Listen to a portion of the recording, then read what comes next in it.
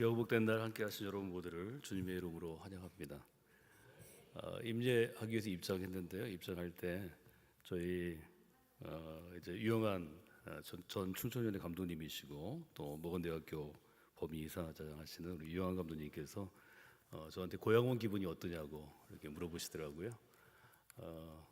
지금 이렇게 있는 이 교회 건물은 새로 지어진 건물이고 또 지금 있는 분들은 예전 분들이 이제 몇 분 남아 계시지 않지만 이 땅은 제가 태어나서 돌 지나고 저희 아버님이 1965년에 강경제일교회 부임하셨는데요.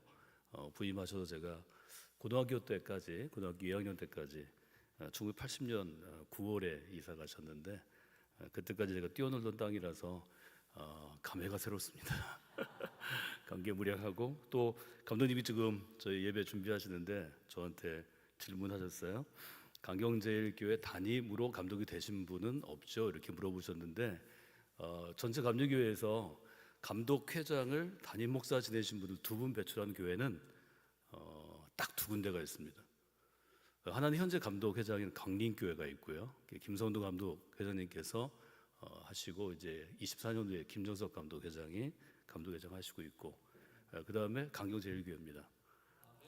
강경제일감리교회 잘 모르실 텐데 최종철 감독님이라고 아주 전설적인 감리교회 호언의 인물이 있으셨는데 1985년, 86년에 이분이 감독회장 하셨고 그로부터 13년 후에 1998년에 1980년부터 1965년부터 80년까지 강경제일교회 지금 이 자리를 이제 구입하시고 첫 번째 건물 지으신 이유식 감독님께서 지방연회라고 그냥 부르는데요. 서울제야고는 최초로 또 모원대 출신으로 이제 감독회장 하셨고요. 이 교회 출신이 이제 되신 분은 강판중 감독님이 2000년에 이 교회에서 태어나진 않았지만 저랑 같이 자라고 뛰어놀았는데 2020년에 남편의 감독 되셨고 또 2024년 작년에 제가 이곳에서 아주 오랜 시절, 어린 시절과 청소년 시절을 보냈는데 감독이 되는 큰 기쁨이 있습니다.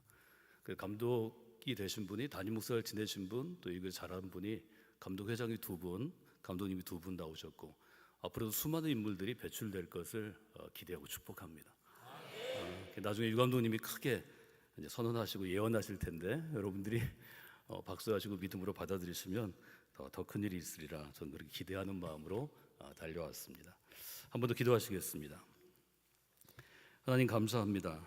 하나님의 은혜와 또 하나님의 사랑을 기대하며 우리가 이 자리에 섰습니다. 이 자리는 하나님께 사랑하시는 강경 지방의 귀한 이제 감리사님이 또 이임하시고 취임하는 저희들이 이 취임 예식 가운데로 나아갑니다.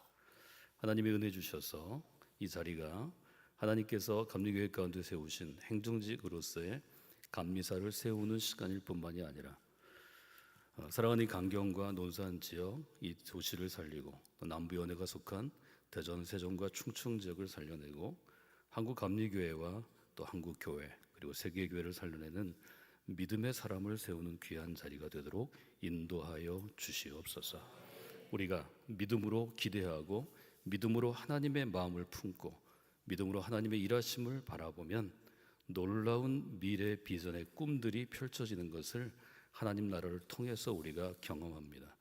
1908년 귀한 선교사들의 헌신으로 이 땅 가운데 가장 초기의 교회로 강경제일교회를 세우시고 지금까지 인도하신 하나님의 놀라운 은총과 하나님의 계획하심이 새롭게 세워지는 귀한 우리 박재진 감리사님을 통하여 또 이임하는 우리 김재균 감리사님을 통하여 또 강경지방에 속한 모든 교회와 성도들과 목회자들을 통하여 이 땅 가운데 새롭게 세워지는 귀한 시간이 되도록 인도하여 주시옵소서. 예수님의 이름으로 기도드리옵나이다. 아멘. 지난 5월 2일 금요일에 모건대학교 개교 71주년 기념 예배가 있었습니다. 기념 예배에 참석하고 기념 예배를 준비하면서 저는 모건대학교에 오늘이 있게 했던 초기에 대전 감리교 신학교로 문을 열었던 초기 인물들을 한번 떠올려 보았습니다. 그 중에 19살의 청년 시절에 일제 강점기의 고통과 핍박을 통해서 만주로 가족과 함께 이주했다가 이용도 목사를 통하여서 하나님의 사람으로 부르심을 받은 이호훈 학장님을 생각하게 되었습니다. 19살의 청년 이호훈은 국가를 잃은 서름 가운데 또 조국을 잃은 청년에게 주어지는 암담함과 두려움 가운데 하나님의 놀라운 은혜와 하나님의 꿈을 19살에 꾸게 됩니다. 그는 결단하자마자 부흥 강사로 왔던 이용도 목사님에게 고백하고 이용도 목사님 집으로 짐을 싸서 옮기게 됩니다. 그때가 1932년인데요. 1932년 6월 25일 이호훈이라는 19살 청년이 목사님께 보낸 편지가 지금도 남아 있습니다. 목사님, 저는 주님을 위하여 몸 바치기를 원합니다. 평안과 영광과 칭찬을 요구하지 않고 주께서 지고 가신 십자가를 원합니다. 골고다까지라도 가기를 갈망합니다. 옛 성도들이 졌던 십자가, 지금 목사님이 지신 십자가를 저도 지려고 합니다. 저도 주님만을 위하여 몸 바치렵니다. 주님 위하여 일하여 살고 죽기를 원합니다. 그는 하나님의 나라를 위하여, 또 작게는 잃어버린 조국을 향하여, 잃어버린 조국의 독립과 자유를 얻는 것이 내가 그리스도인으로 또 감리교의 목회자로 서는 것이라고 확신하고 그 길을 걸어갑니다. 20년이 지난 다음에 그는 시카고에 있었습니다. 시카고에 있는 게렛 신학교에 이제 십자군 장학금을 받고 유학을 갔는데 그때도 고통과 어려움의 연속이었습니다. 매일매일 고통과 싸우고 고난과 싸우고 가난한 나라에 가난한 유학생으로 있다가 그가 1950년 시카고 한인연합교회에서 예배 도중에 하나님의 귀한 만지심을 받습니다. 그때 적어 내려간 그의 신앙의 고백이 부름받아 나선 이 몸입니다. 부름받아 나선 이 몸 어디든지 가오리다. 괴로우나 즐거우나 주만 따라 가오리니 어느 누가 막으리까 죽음인들 막으리까 어느 누가 막으리까 죽음인들 막으리까. 4월 23일 남부연회 둘째 날 오후 1시 30분에 목사 안수식을 김정석 감독회장님을 모시고 저희가 진행하고 집례하면서 이 찬양을 26분의 안수를 받은 젊은 목회자들과 또 집례한 감독회장님이나 또 감독님들이 함께 부르면서 많은 사람들이 눈물을 흘리는 것을 보았습니다. 저도 마음이 울컥해서 눈물이 나오기 시작했고 마지막 축도할 때 7번째로 안수를 받은 산성교회를 섬기는 김민선 전도사가 축도를 했는데 그때 그 옆에 있던 배우자가 흘리는 눈물이 제 가슴에도 흘렸습니다. 여러분, 세상을 살아가면서 여러 가지 어려운 일이 있습니다. 어려운 일을 겪지 않고 세상을 사는 사람은 한 사람도 없습니다. 만일 어려운 일을 겪기를 원하지 않는다면 우리가 묘지에 가보면 거기에 누워있는 그분들은 어려움을 겪는 일이 앞으로 없을 것입니다. 무엇이 가장 세상에서 어려운 일일까? 이렇게 묻는다면 여러 가지 대답할 수 있겠지만 그리스도인으로 또 목회자로 평생을 살아온 저로서는 사람의 마음을 얻는 일이 가장 어렵다고 생각합니다. 다른 사람의 마음을 움직여서 그 사람의 마음이 우리가 함께 추구하고자 하는 표대, 어떤 목표점, 결승점을 바라보고 그것에 함께 뛰어가는 것이 가장 어려운 일입니다.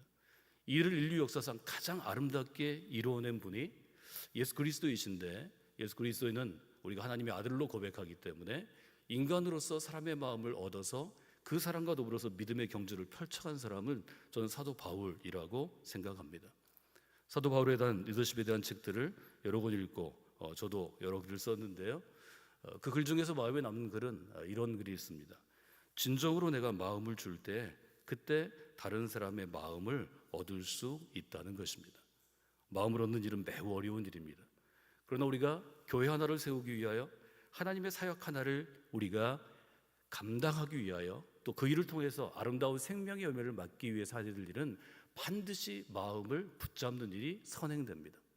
19살의 청년 이호훈이 30대 불붙는 설교자로 섰던 이용도 목사에게 마음을 빼앗긴 것, 그것은 큰 의미가 있습니다.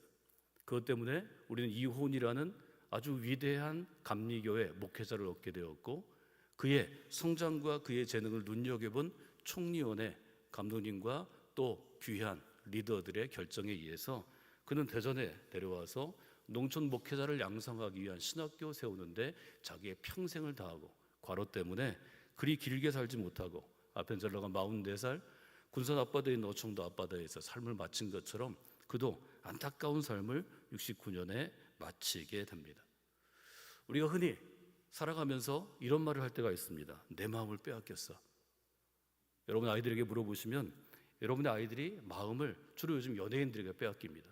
내 마음을 BTS의 누구한테 빼앗겼어, 에스파의 누구한테 빼앗겼어, 이렇게 얘기할 수 있습니다.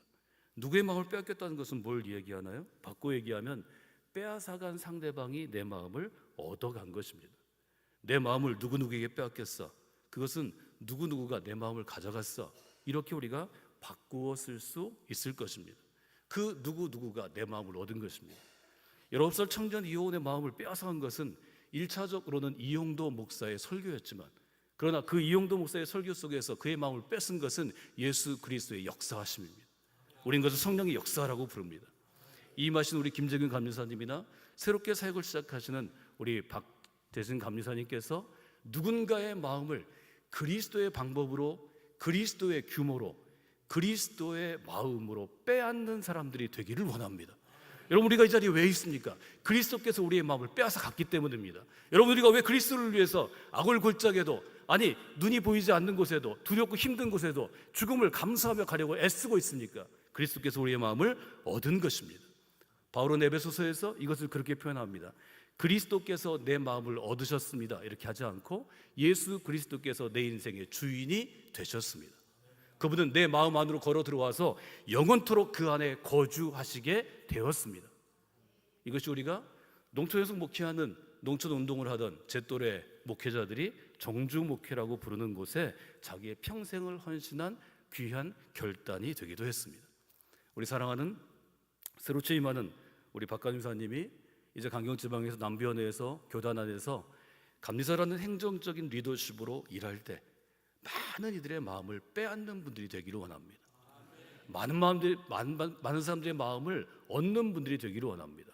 그 얻은 것이 이혼을 통해서 이곳에 대전감리교신학교가 세워지고 지금의 모건대학교로 발전한 것처럼 하나님 나라의 확장, 하나님 나라의 놀라운 성숙함, 하나님 나라의 열매 맺음에 쓰임받는 귀한 일들이 있기를 주님의 이름으로 축원해드립니다. 이것은 사도 바울이 평생을 원했던 것이었습니다. 우리가 오늘 읽었던 고린도서 9장에 보면 사도 바울은 고린도 교회 교인에게 내가 왜 여러분을 향하여 이토록 어려운 일을 하면서도 교회를 세우기 위하여, 한 사람의 그리스도를 세우기 위하여 나의 모든 것을 바치고 헌신했는지를 웅변적으로 이야기합니다. 19절에 보면 이렇게 얘기합니다. 내가 모든 사람에게 자유로운 사람입니다. 이것은 뭘 얘기하나요? 그가 자유인이었다는 것입니다. 그때 자유인이라는 것은 로마의 시민권을 의미하는 것입니다. 1차적으로 사회적인 성서 해석에서는 이것을 시민권을 의미하는 것으로 봅니다. 로마의 시민은 자유로운 사람이었습니다. 로마의 시인은 주인이 없는 사람, 내가 주인인 사람이었습니다. 내가 내 인생의 주인입니다. 내가 내 삶의 주인입니다. 아울러 나의 소유, 나의 남종과 여종과 나의 자녀들의 주인이 됩니다. 그래서 그가 결정하면 노예들을 마음대로 사고팔 수 있고 자기의 자녀들의 생명도 그가 빼앗을 수 있고 또 줄 수도 있었습니다. 그것이 그가 알고 있는 자유인의 개념입니다. 근데 바울은 그렇게 표현합니다. 나는 스스로 모든 사람의 종이 되었습니다. 더 많은 사람의 마음을 얻기 위해서는 바울이 했던 것처럼 내가 자유인이지만 내가 자유를 포기하는 것입니다. 그리고 스스로 종이 되는 것입니다. 많은 신약 성서학자들이 1980년대 이후에 이 종이라는 단어를 노예로 번역합니다. servant라는 영어 단어로 쓰는데요, 1980년대부터는 거의 90%의 신약학자들이 이 부분을 노예, slave라는 단어를 씁니다. 왜냐하면 종은 일종의 직업 같은 것입니다. 일종의 종이 되면 직무 계약서를 갖고 있고, 맞으면 근로 계약서를 쓰고 주인에게 일정한 정도를 헌신합니다. 그리고 그만큼의 사례를 받습니다. 종에게는 임금이 있습니다. 세경이 있습니다. 노예는 세경이 없습니다. 노예는 주인이 시키는 대로 해야 되는 것입니다. 그래서 바울은 스스로의 정체성, 아이덴티티를 내가 스스로 그리스도의 노예가 되었다고 표현합니다. 그 이유가 중요합니다. 그 이유는 더 많은 사람을 얻기 위함입니다. 여기에 있는 더 많은 사람은 유대인도 있고 율법 아래에 있는 사람도 있고 율법 위에 있는 사람도 있고 연약한 사람도 있습니다. 이것은 바울이 그 당시의 사람들을 그저 그룹핑한 것, 계층으로 나눈 것뿐이고, 더 중요한 것은 더 많은 사람을 얻기 위하여 스스로 노예되었다는 귀한 표현입니다. 저는 김재균 감사님도 그러했듯이 또 새로운 우리 박감사님께서 그리스도를 위하여 더 많은 사람을 얻기 위하여 어떤 목사님에게도, 어떤 성도에게도, 어떤 장로님에게도 또 이 논산시의 시정을 맡고 있는 어떤 국회의원이나 또 시장님에게도 스스로 노예가 되는 그런 귀한 선택과 결단이 있기를 원합니다. 우리가 더 많은 사람을 얻는 이유는 무엇입니까? 더 많은 사람을 얻어서 한 사람이라도 그리스도의 사람으로 세우고 하나님의 나라가 확장되기를 바라기 때문입니다. 제가 새벽에 사진을 여러 장 좀 찾아달라고 저희 그 설교팀에게 부속팀에게 부탁을 좀 했습니다. 여러분, 지금 이렇게 아름다운 우리가 성전에 있는데요, 황산동에 지금의 포구 바로 그 언덕에 있던 1908년에 지어지고 여러 번 증축된 교회는 아주 아름다운 빨간 벽돌 교회였습니다. 흑백산이 좀 남아 있는데 사진을 좀 보여주시면 좋겠습니다. 안에가 회칠로 되어 있어서 하얀색으로 되어 있고 그 당시에 간격인데요, 세례를 주시고 학습하던 모습이고 그 당시 한 80% 정도가 여성 성도였던 것 같습니다. 지금 있는 곳에서 번듯하게 생기신 분들은 그 당시에 목회자들인데 1965년에 사경회가 끝나고 기념사진 찍은 것이고요. 그 옆에는 그 당시에 교회를 고등공민학교로 썼습니다. 지금으로 얘기하면 야간 중학교 정도 되는 일종의 학력 인정을 받을 수 있는 학교가 아니라 검정고시를 봐야 되는 학교였는데요. 그 학교를 오랫동안 운영하면서 강경 지역에서 정말 중요한 사람들을 많이 길러냈습니다. 1980년 여름에 지금의 CBS 건물이 있는 서대전 사거리에 교회 개척을 결심하시고 9월 달에 이제 대전으로 이사하실 때, 교회를 떠나실 때 그 당시에는 강경역에 새마을호가 가셨습니다. 나중에 논산에서 새마을호 정차역을 가져가려고 한 20년 싸운 것으로 제가 알고 있습니다. 새마을호를 타고 서대전까지 오셨는데요, 그때 교인들이 거의 200명 가까이 플랫폼에 나와서 기차 출발이 지연됐습니다. 제가 그 사진을 찾지 못해서 오늘 보여드리지 못하는데 많은 교인들이 눈물 지으면서 목사님을 환송했는데 그때 돌아가신 감독님이 46살 때입니다. 제가 그 사진을 오랫동안 눈여겨보고 수십 년 보면서 여러 가지를 생각합니다. 이유식 감독께서 강경제일에 담임으로 오실 때가 31살이었습니다. 1965년입니다. 떠날 때가 46살, 1980년인데 제가 선거운동하러 사실 작년에도 여기 강경에 많이 왔잖아요. 그때마다 강경 지역, 논산 지역에서 그 젊었을 때의 아버님을 기억하는 분들이 여러 분들이 제게 말씀하셨습니다. 왜 이렇게 이 어른은 오랫동안 기억할까? 돌아가신 지도 벌써 10년 가까이 되어가고 강경을 떠난 지는 이제 45년이나 되었는데 강경 논산에서 왜 많은 분들이 이분을 기억할까? 이런 생각들을 해보게 됩니다. 저는 사람들의 마음을 많이 얻었기 때문이라고 생각합니다. 저는 이임하신 우리 김재훈 감리사님이나 또 새롭게 취임한 우리 박 감리사님이나 재임하시는 기간 동안 사람들의 마음을 많이 얻었기를 바랍니다. 죽기까지 기억할 수 있는 사람은 자기의 마음을 빼앗아간 사람입니다. 바울은 어렵고 힘든 시절에 고린도나 에베소나 빌립보나 데살로니가에서 교회를 세우면서 무엇이 사람의 마음을 움직이는가에 통달했던 것 같습니다. 여러 서신서들의 그 흔적이 있는데요, 대표적인 게 에베소서 4장의 말씀입니다. 4장 1절, 2절, 3절에 보면 이렇게 기록되어 있습니다.